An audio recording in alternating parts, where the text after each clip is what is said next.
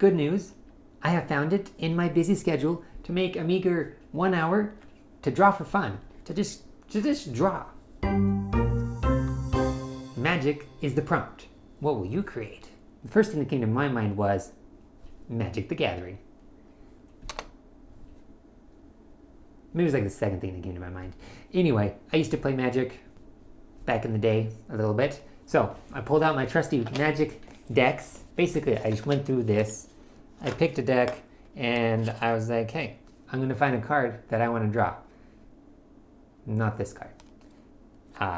Anyway, so I just used that to find a prompt. Moral of the story is, if you don't know what to draw, find something around the house that's a picture that can inspire you to draw. In this case, I pulled up this card. As you can see here, it is called Hero of the Pride. Lions are always very cool, and I have enjoyed in the past drawing anthropomorphic animals. That is, animals that stand on two legs, walk and talk, and kind of act like humans. It's a fun thing to do, and they are, you could say, magical anyway. If I didn't even... Anyway, I digress. My goal here today is to just redraw this card, draw my own Magic the Gathering card, which is pretty exciting. I had an art teacher in high school that actually drew artwork for Magic the Gathering a few times, I think he freelanced, I don't know, but anyway, so I was always impressed, inspired by that. So today, I'm going to draw my own Magic the Gathering artwork. Let's go. Okay, so to get started, I searched Lion Warrior, pulled up some reference images, and then of course Pride Rock, because that's just the first thing I thought of as well, and I thought it would make a good backdrop. So I started sketching in Pride Rock here, good old-fashioned Lion King reference. Great show. A little sad, but it's good. And rocks are pretty fun to draw. So I sketched those in here, and that I thought I would keep simple. Now when it came to the warrior, I wanted to do at least 2 sketches. This first one, just basically copying a pose from my Google search, Bing search I guess it was, and it worked out okay. The head shape wasn't quite right, and I couldn't get the arms quite right either. So I decided to scratch this one after playing with it for a little while. I don't know. It was alright. The thing is, it's just a good idea to get some sketches down. You do the details once you got the form right, and this form just wasn't working quite right for me. So I erased this layer, or just hid this layer, created a new draft layer, and found another reference image with a pose that I liked. This one, he's kind of a little bit more front and center. He's going to be kind of growling, which is, facial expressions are pretty tough for me. So this took some practice as well. I think his top lips up there needed to be kind of angled down, and he just needed this wide open mouth expression, and then the eyes and the nose needed to be foreshortened, so they're pretty close together as far as the horizontal line goes. You could draw a line almost directly through his nose and his eyes, and I think it looked pretty good. Kind of got a ferocious roar going on there. Then I decided to use this tool, since the reference image I was looking at was pretty much symmetrical.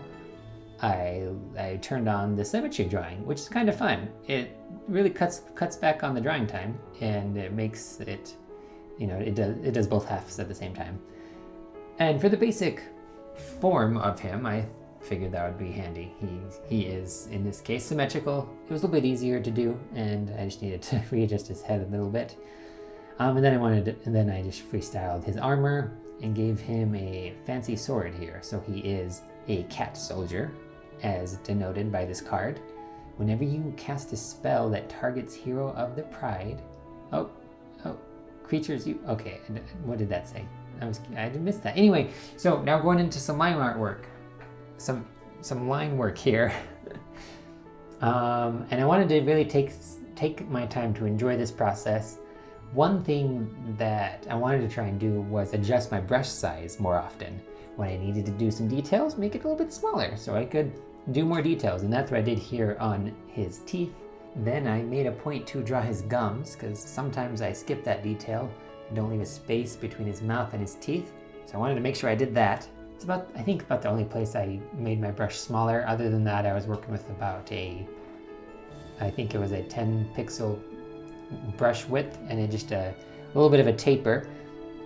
That's one of the things I like about using a digital drawing pad, is that you can have the pressure sensitivity, so you can have thin edges. You can taper the edges of your lines, and I like to try and do that as much as I can to give it some more style. So yeah, now we're just filling out the line work here. I was going for, I'm thinking like a silver armor, and then maybe some like leathery Under Armour. I was kind of thinking Hawkeye. I think he has a purple, I don't know if it's leather, but that's the color I wanted. Purple, to give like the royal effect. It's a very regal color, purple is. The hands are tricky. I couldn't get that thumb right. That doesn't look too bad, now that I'm thinking about it. But I decided I needed to redo that. So, you know what I did? I took a picture of my hand in more or less the position I wanted it to be in, and so that I could have a better reference image for hands. And I totally recommend, anytime you're drawing a hand, if you're new to it, if you're not an expert at hands, me for example, get a reference image of a hand. And the good news is it's not too hard to find a hand that you can take a picture of and pose it how you want. So that's what I did here, and it worked pretty good. Of course, the trickiest part was I used my webcam here, so it was kind of hard to find the center. Like, I don't know why. It shouldn't have been hard. But anyway, I was able to take a picture of my hand by myself without any help. And now, look, I have the perfect reference image. I should do that more often. It really helps a lot, because hands are tricky. I remember when I was looking what college to go to, I was thinking of going to basically animation school. There was one close to me that you could study animation at, but I remember the advisor telling me it was competitive and I was going to have to be good at hands if I was going to have a shot at getting in. Now, I was thinking, I can learn how to draw hands if I want to. You can't threaten me. I don't know, not that she was threatening me, but she kind of discouraged me, and that's okay. I ended up not going to animation school, and I learned other cool things, and I still get to do some animation in my work, actually, so it worked out okay. Simple animations, of course. I don't like do character animation, but I used to, and that's fun to do. It sure is the great stuff. But yeah, I think these hands, I'm pretty proud of those hands. Yeah, I'm glad I was able to find a reference image, create a reference image for that.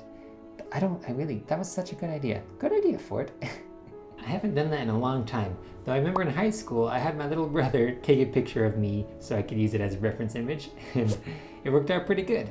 But I think the reason I don't do that a lot is because I don't draw the human figure a lot, because I'm scared of it, because it's difficult.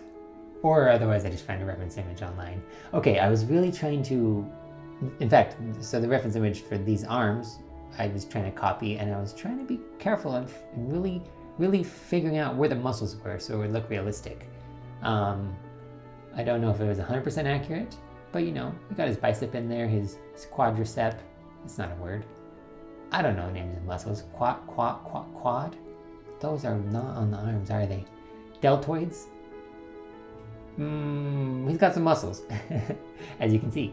And here he is, my fierce warrior. I put in the colors, the sheen, and then I wanted to go back with my black line art to get some more details in there to make it, makes it look like I spent a little more time on it. All in all, this only took me an hour to draw, but it was an hour well spent where I was able to just kind of relax, get in the groove, enjoy the creation process, and just relax, have a fun time. So here it is. Here is my Magic the Gathering card, Hero of the Pride. Put the little background in there, and I think it turned out pretty good.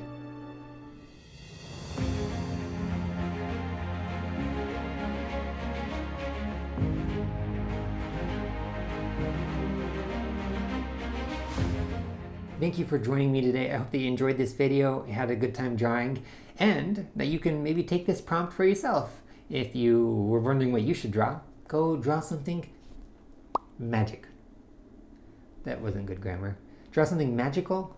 Draw something that has to do with magic. Could be Harry Potter, could be dragons, could be Magic the Gathering, could be leprechauns. I don't know. Just have fun with it. As always, I hope that you have a good day, and please remember to smile.